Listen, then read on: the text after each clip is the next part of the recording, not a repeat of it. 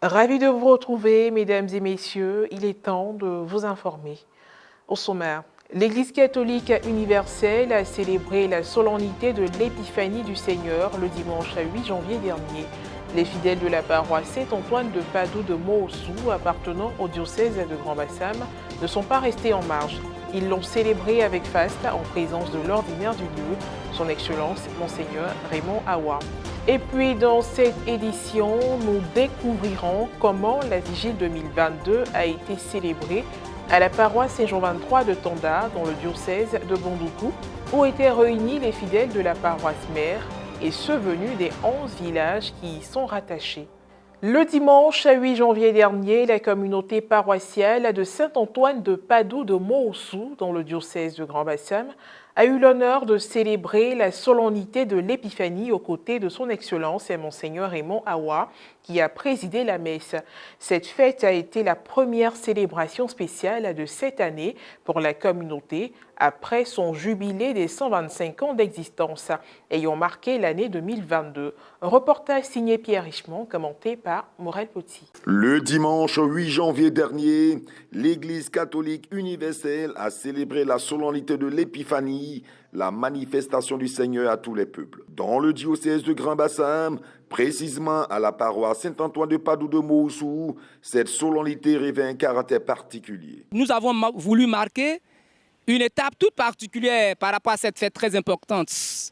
Nous avons demandé aux CEB, aux responsables des différents mouvements et même de groupes de prière, de pouvoir être revêtus dans leurs différentes cultures, dans leurs tenues, surtout pouvoir mettre en évidence cette particularité culturelle. Et en célébrant cette particularité des cultures, surtout des tenues vestimentaires, la main dans la main, nous voulons former une église résolument missionnaire, solide et pour témoigner de l'amour du Christ au milieu de nos frères et sœurs. À cette occasion, la messe a été présidée par l'ordinaire du lieu, son Excellence Monseigneur Raymond Awa, avec à ses côtés le père curé Basile Diané et les vicaires de la paroisse. Cette fête a enregistré la présence du roi des Abourés de Moossou, Nanankanga Assoumou.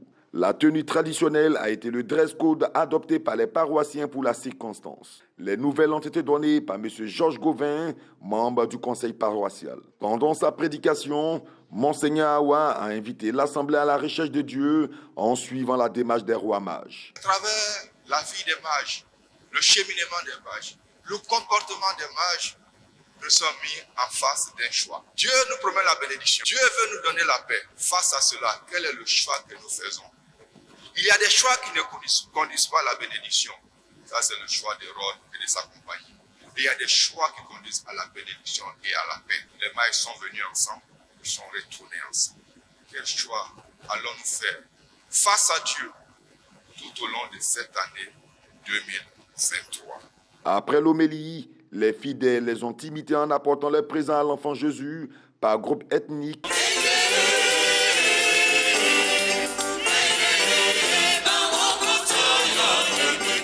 Les rites de fin ont été ponctués par des allocutions, celles du curé de la paroisse haute. A suivi l'intervention de l'ordinaire du lieu qui a mis un point d'honneur sur la transmission des symboles culturels à la future génération. Il faut dire aujourd'hui, chacun de nous vit dans un monde à plusieurs volets, dans un siècle à plusieurs volets et dans une société avec plusieurs traditions. Et connaître sa propre tradition permet de mieux se positionner face à l'autre. Aujourd'hui, ce n'est pas le cas. Il y a un certain analphabétisme, même dans le langage ordinaire, dans les symboles, dans la mesure où on voit, on ne comprend pas, et puis on ne prend pas le soin de chercher ou de se faire expliquer les choses. Et notre identité va se dégradant, non seulement cela, mais on va de plus en plus à la perte de notre propre identité.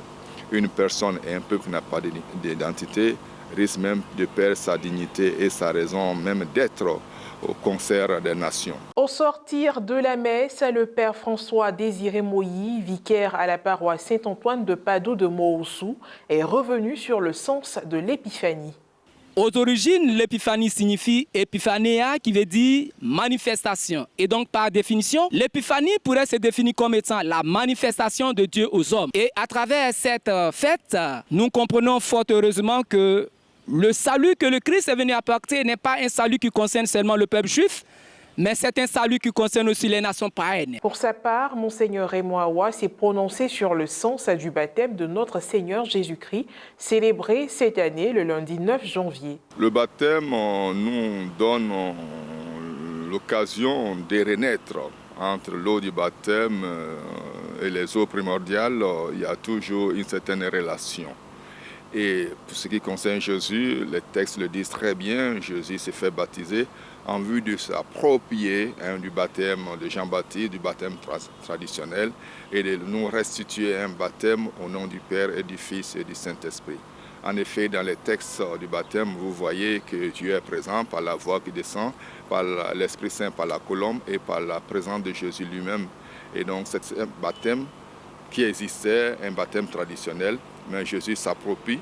Et quand il s'approprie et qu'on voit la présence des trois personnes divines, ça devient un nouveau baptême.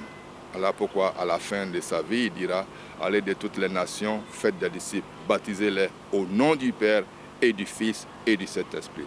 Ce qui est différent d'un baptême d'eau proclamé et donné par Jean le Baptiste. À présent, direction le diocèse de Bondoukou. Le samedi 31 décembre 2022, les fidèles de la paroisse Saint-Jean 23 de Tanda et ceux venus des 11 villages rattachés à la paroisse s'y sont donné rendez-vous pour la vigile. Cette célébration qui leur a permis d'entrer dans la nouvelle année s'est déroulée en présence des pères Nazaire Koumankwakou et Marius Apoyao, respectivement curés et vicaires de la paroisse, avec bien sûr plusieurs articulations au programme. Un reportage de Ferdinand Kouassi, correspondant local RNC, commenté par Maria Bissier. Diocèse de Bondoukou, vigile à la paroisse Saint-Jean 23 de Tanda. Les chrétiens sont venus de divers horizons, y compris des 11 villages rattachés à la paroisse, pour prendre part à la célébration de Saint-Sylvestre le samedi 31 décembre 2022. Elle a débuté à 21h et s'est achevée le lendemain à 7h du matin. Après que la prière d'ouverture a été faite par le révérend père Nazaire Koumankwakou, curé de la paroisse, la vigile s'est poursuivie. Elle a été conduite par le père Marius Apoyao, vicaire à la paroisse Saint-Jean 23 de Tanda, avec la collaboration du renouveau charismatique et du chœur de la paroisse. Il était minuit lorsque le curé a annoncé la nouvelle année 2023. Les étapes suivantes étaient l'allumage des bougies et la prière de bénédiction pour les fidèles. Il a aussi fait une prière spéciale pour son vicaire, père Marius Apoyao, dont l'anniversaire de naissance était le 1er janvier. À son tour, le père Marius Apoyao a fait des prières pour des cas particuliers. C'est aux environs de 4 heures du matin que les pères Nazaire Koumankwakou et Marius Apoyao ont concélébré la messe assistée d'un séminariste. Dans son homélie, le curé a exhorté les fidèles laïcs à être dans la joie. Il a aussi mis un accent sur la solennité de Marie, Mère de Dieu, célébrée le 1er janvier. Il a consacré ses fidèles au cœur immaculé de Marie et au cœur sacré de Jésus. Après la liturgie eucharistique, la célébration a été marquée par la procession du Très Saint Sacrement. Nous rendons grâce à Dieu pour tous ses bienfaits. Plusieurs fidèles ont répondu à cet appel du Seigneur pour confier leur vie au Seigneur. Voilà pourquoi tout au long de cette nuit, nous avons chanté, nous avons prié, nous avons veillé. Et l'Esprit de Dieu vraiment s'est manifesté à l'égard de tous les fidèles. Et les fidèles sont partis heureux. Nous profitons pour souhaiter une bonne, sainte et heureuse année 2023 et que le Seigneur veille sur nous. La veille était très belle. Donc, grâce à Dieu, ça s'est bien passé. Je remercie le Seigneur pour la grâce de rentrer dans une nouvelle année 2023. J'accorde une bonne heureuse année à tout un chacun. Aujourd'hui, c'est la nouvelle année. Dieu nous a fait grâce de nous donner l'année 2023. Je souhaite mes vœux les meilleurs à tous les paroissiens, au monde entier, et que cette année soit une année de paix, une année d'amour, et que chacun puisse trouver en Jésus-Christ, lui qui est le véritable homme de paix, le prince de la paix, qui nous permet de pouvoir nous épanouir dans nos différentes familles. Ainsi s'achève cette édition d'information. Merci de l'avoir suivi, que je veille sur nous. À très bientôt.